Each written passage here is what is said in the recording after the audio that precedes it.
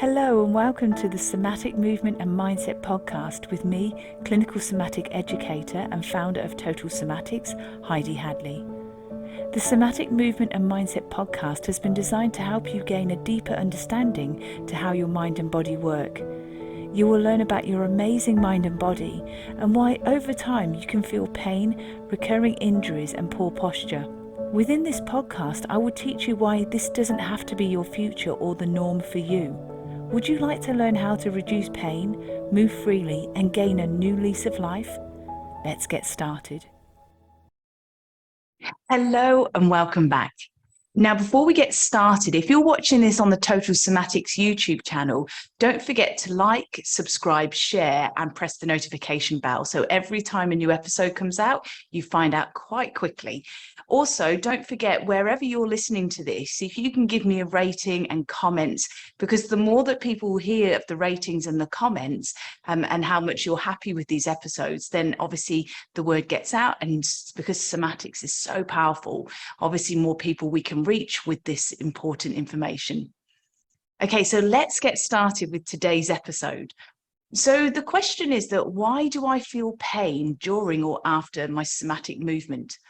So I wanted to bring this question up because at times, many people may say this to me. They may have picked up a video or a somatic movement off YouTube because, of course, there's lots out there. However, it's not really got a true teaching basis beneath it. So it's really just people are picking these things up and it's a mechanical exercise. And really, if we want to truly benefit from the power of total somatic movement, it's worth joining Total Somatics. And just before we go further, I want to share with you that we currently have the doors open to the Total Somatics membership. So if you want to come along and join, please do. The membership doors only open for a few days throughout the year, different times throughout the year. So this current enrollment will close on Friday, the 10th of March at 11:59 p.m. Pacific time. So if you want to join Total Somatics, and as you're going to learn today, it's very focused and tailored to give you the results that you need, please go to totalsomatics.com, click on the Join Now page, and you will find that the doors are open so you can enroll there and you can find more details. So that's totalsomatics.com and click on the Join Now page. So let's go back to that question. Obviously, people can feel discomfort or pain during or after they've done a somatic movement. And so this is really interesting, and we're going to dissect this today and have a look at why people may be feeling this response and what we can do to prevent that kind of response happening. Okay, so somatic movement, basically we're working with your natural movement patterns. We're working with your musculoskeletal system. And remember, that is a really important factor to consider. These are natural movements, and that's what we will look at, because if somatic movement is practiced slowly, gently, mindfully, and you're fully aware of where the movement stops with that muscle before it turns into a stretch, that is incredibly powerful. That's where we start to make changes at a brain level, and we move away from that mindset of how far can we take the limb, and we kind of go into a mindset of stretching. And as we know, stretching has not got any changes at a brain level. It's not going to improve the education, the movement memory, or the intelligence of a muscle. So stretching is a temporary fix. We're into using our time wisely and how we can make intelligent, long-lasting changes overall. So you see, if we're not mindful or we're not aware of where the end ranges of that movement, as we do in our somatic movement practice, what we do is we miss the subtle feedback, the information that is coming from your brain to the muscle. Because don't forget that your brain is controlling the tension and the tone and the range of movement within your muscle. So if you're not listening to where the brain has currently calibrated the range of movement within that muscle, we can then start to create further discomfort. So if we make the movement slow and gentle and small, I often use the analogy of driving a car. You know, if you drive a car really fast, you miss so many things. You're not attentive. Whereas when we drive slowly in a car, we are noticing so much more. We absorb so much more. We read and learn and take in so much more.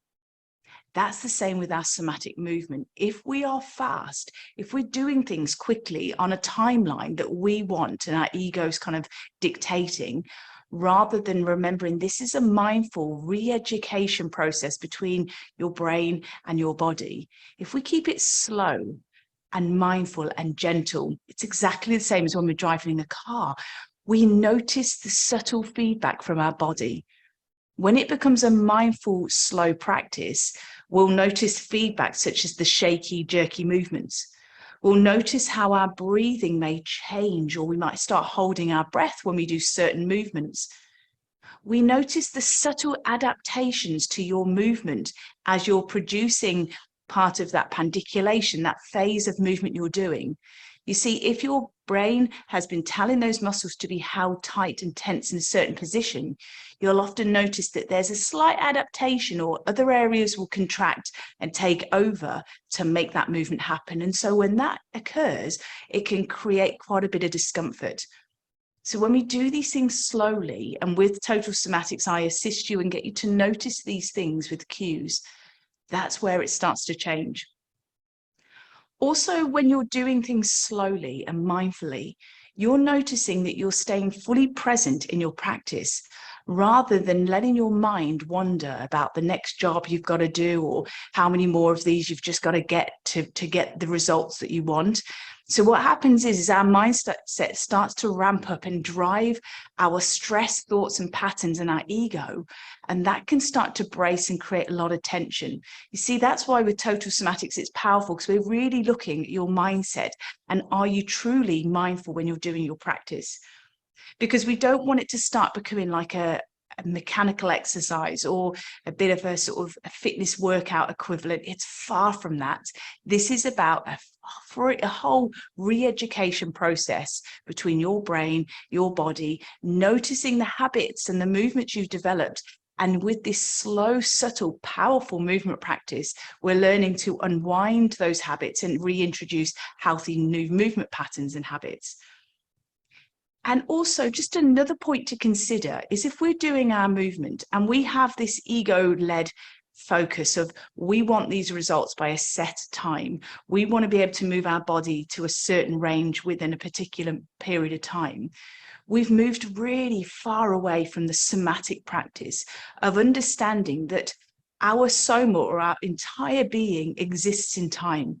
So whatever's happening today, whatever happened yesterday, whatever happens next week, it's going to change the state of our soma, or our entire being. We want to be able to work mindfully and attentively with what we feel from each day. So we will see that there's a nice overall improvement with our movement patterns and our posture and pain levels as an overall result. However, these things start to take time to unwind and release. And if we're putting a lot of pressure on ourselves, that will just start to amplify the internal stress, which will create a lot of bracing and holding and tension.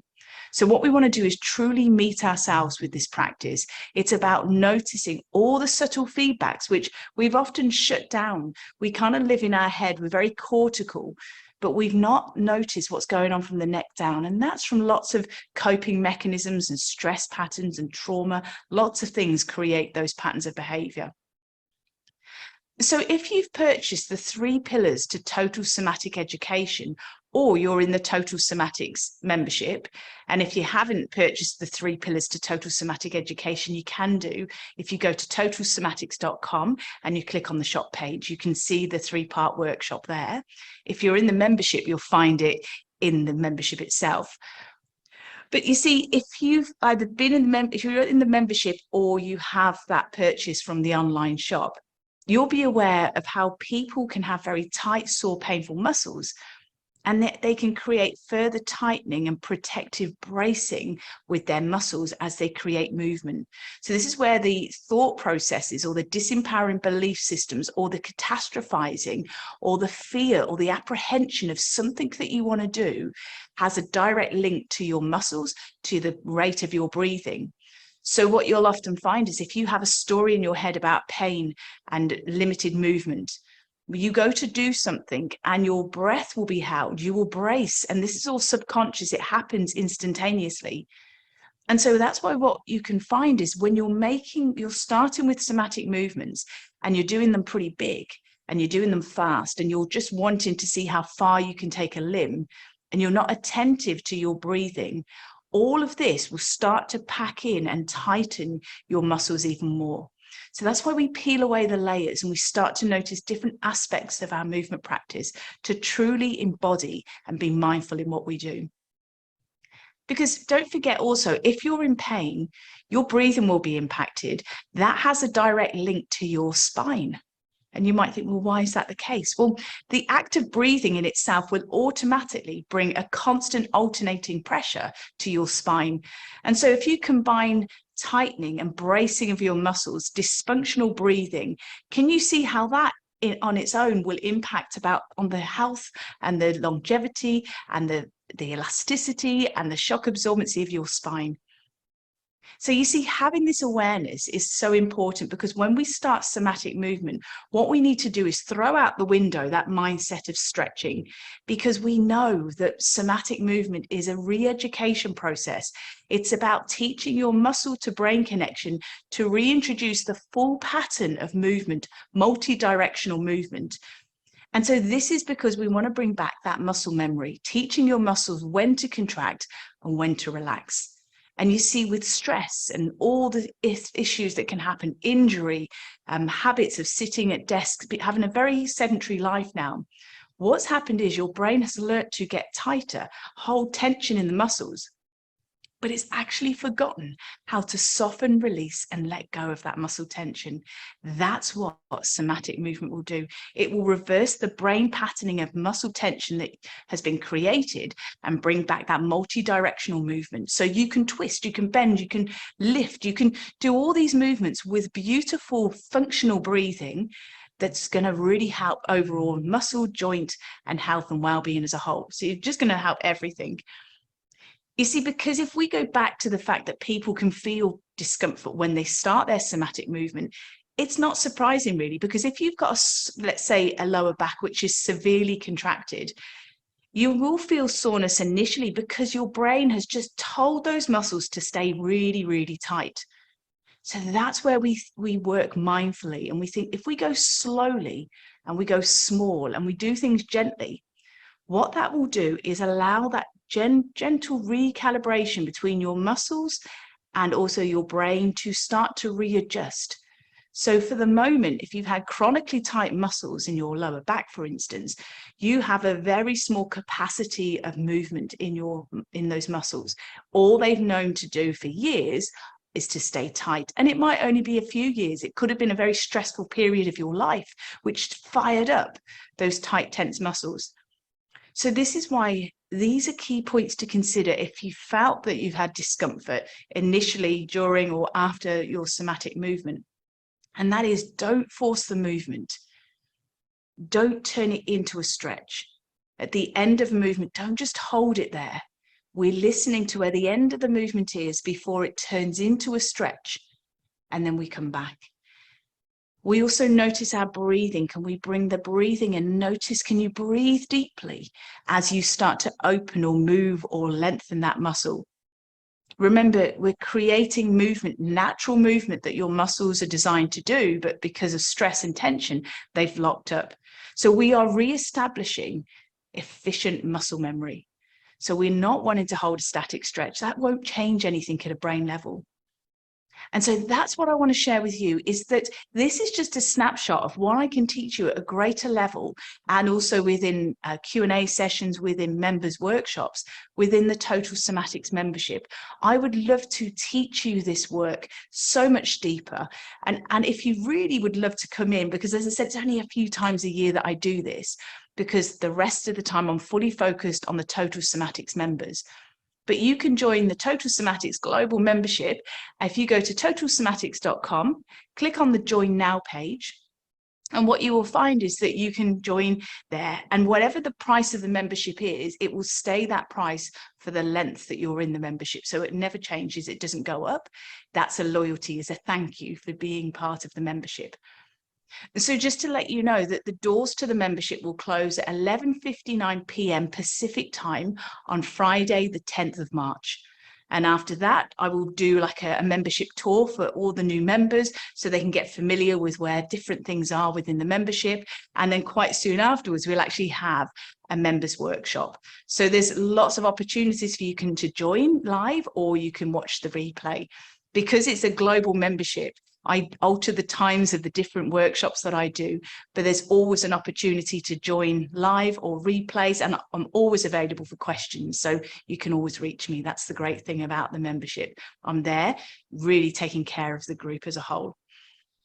So I'd love you to join. And if you can, it will just make such a difference. You will find that having that tailored approach, having the support of me, of bringing in the clinical experience and practice that I have from in person here in my clinic in South Australia, but also what I teach globally, and also what I teach practitioners so they can teach somatics to people too. There's so many different facets and elements that I bring together that you'll get in the very best quality. So I really look forward to you joining Total Somatics membership. But until next time, all my love and very best wishes. Take care. Bye. Thank you for joining me today. If you've enjoyed this episode, please leave a rating and also forward this on to somebody you know will benefit. To learn more about pain relief, plus how to improve your health and well-being, go to totalsomatics.com. Until next time, take care.